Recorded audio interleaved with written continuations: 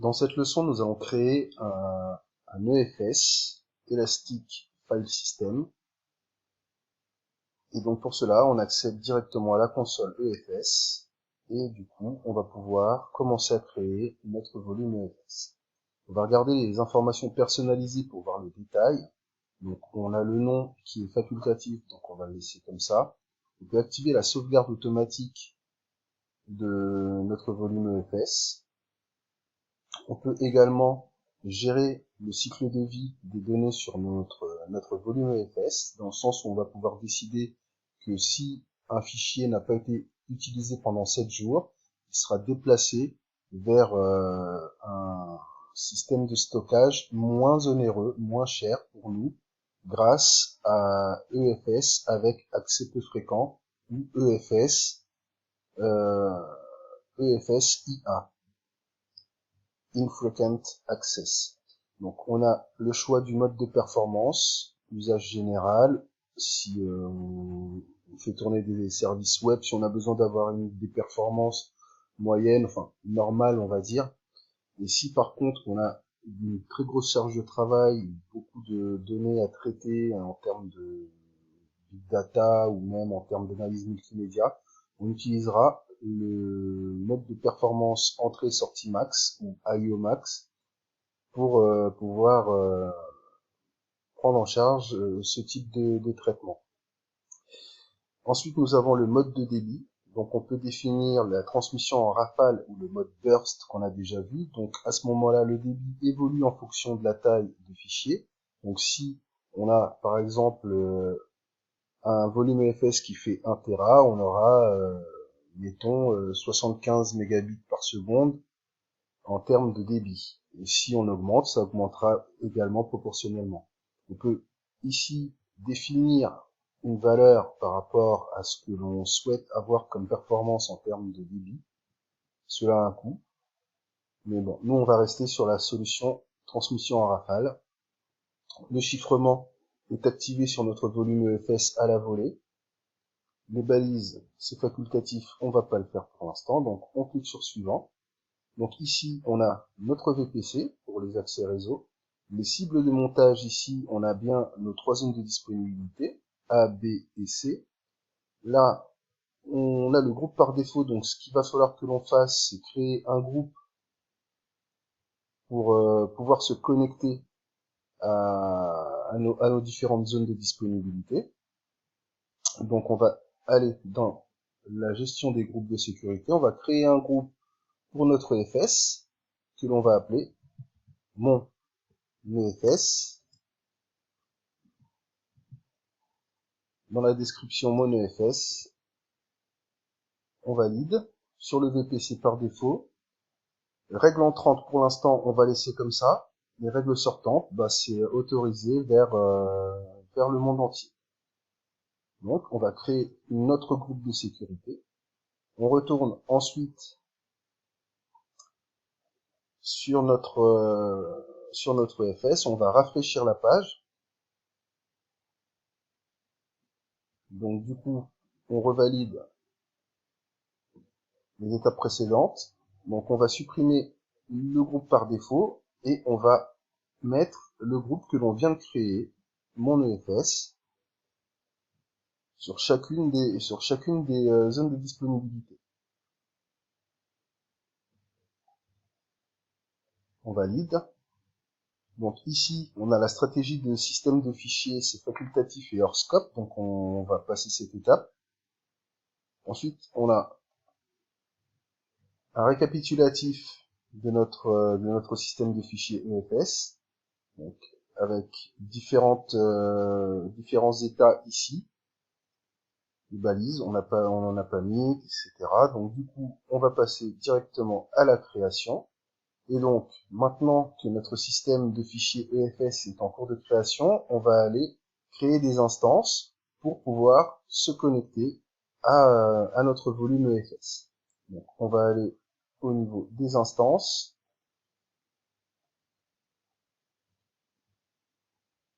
On va lancer une instance. Donc, une Amazon Linux 2. en T2 micro. Ici, on va choisir arbitrairement une zone de disponibilité, EU West 3A. On va pouvoir continuer. Au niveau du stockage, on laisse par défaut. Les balises, on n'en met pas pour l'instant, c'est pas la peine. On va créer un groupe pour notre machine. Et notre groupe va servir à se connecter.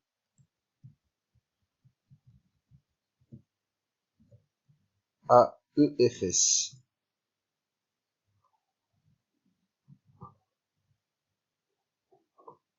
Tac. Donc on autorise le SSH vers nos instances, on valide et on lance. On utilisera bien notre paire de clés initiale. Donc notre machine est en cours de création. On va afficher les instances. Ce qu'on va faire, c'est qu'on va créer une seconde instance. Alors, on va attendre qu'elle soit online. Maintenant qu'elle est en ligne, on va pouvoir en lancer plus comme ceci, donc en faire une réplique. Et donc pour cela, on va juste aller modifier une chose.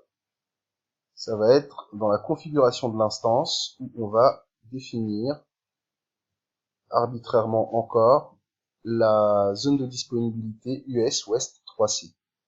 Donc on retourne à la vérification et puis on lance notre instance. On valide la paire de clés. Et on affiche nos instances. Notre seconde instance est en cours de création.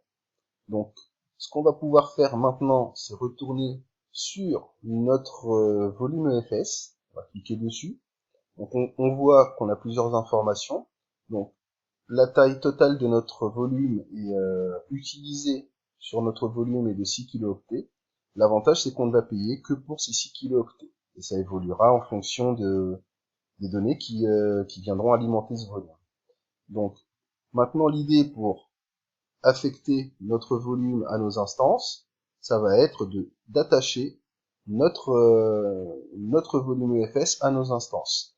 Alors, pour cela, on a deux méthodes, la méthode via DNS ou la méthode via adresse IP.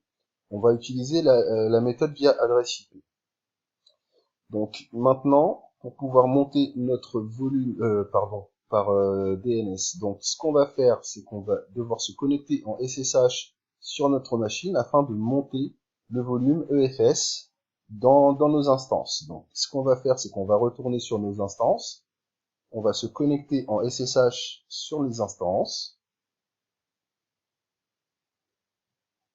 Tac. Donc on rappelle notre commande pour se connecter. On met l'IP correspondante à notre première instance. On valide. On dit yes. Donc je suis connecté sur ma première instance. Je vais aller sur la seconde. Je copie de la même manière l'adresse IP. Et je me connecte à mon instance. Je dis yes. Je valide. Maintenant, on retourne sur la documentation. Donc, ici, on ne nous le dit pas. Par contre, il est nécessaire d'installer des utilitaires dans le système pour que ces commandes puissent fonctionner. Donc, je vous invite à aller voir dans la documentation Amazon. Donc, du coup, on va arriver dans le guide utilisateur. Et donc, on va cliquer sur installation du package Amazon EFS Utils. Et on suit les liens, tout simplement. Et on va trouver ici cette commande qui va nous permettre d'installer les utilitaires du système permettant le montage EFS dans Amazon Web Services. Donc du coup, on se connecte à nos instances, on va faire l'installation des utilitaires, on retourne dans notre documentation, donc directement cette fois-ci dans notre volume EFS. Donc on va copier la commande qui est affichée dans notre interface. On retourne sur nos instances. On va tenter un premier montage. Donc déjà, ce qu'il faut faire, c'est créer un dossier EFS. On relance la commande.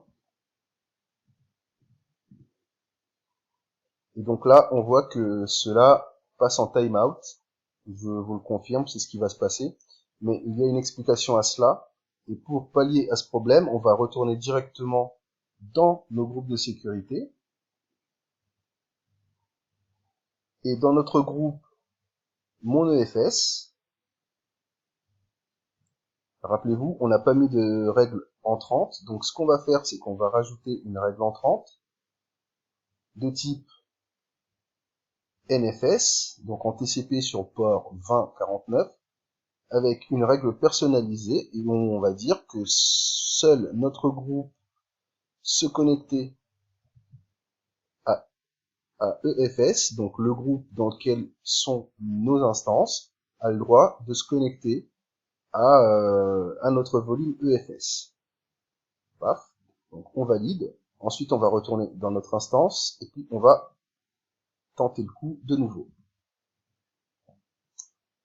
Donc cette fois-ci, cela a fonctionné. On va donc effectuer la même opération sur notre instance. Donc non, on a dit qu'il fallait créer le dossier d'abord, mkdir, EFS, et ensuite lancer la commande. Donc cette fois-ci, on est bien rentré dedans. L'avantage du montage EFS, on va le voir tout de suite, c'est que si je me déplace dans EFS, sur les deux instances, CD et EFS, et que je liste le contenu du répertoire, on voit qu'ici, pour l'instant, on n'a rien. Par contre, si j'écris un fichier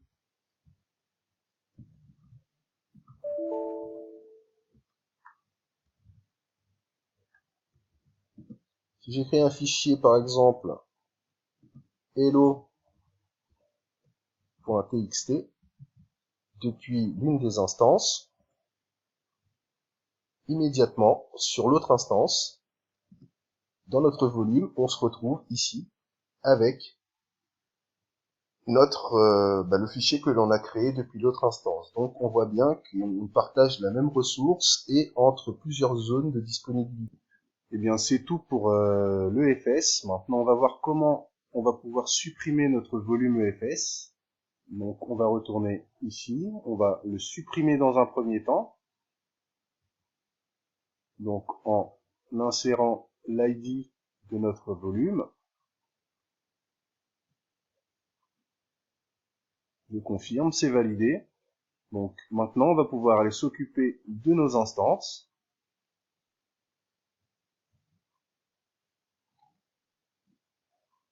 Dans EC2, les instances. Et on va pouvoir résilier nos instances.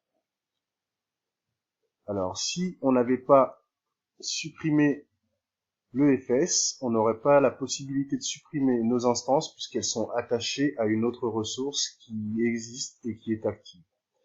Voilà, c'est tout pour ce laboratoire de création d'un volume EFS.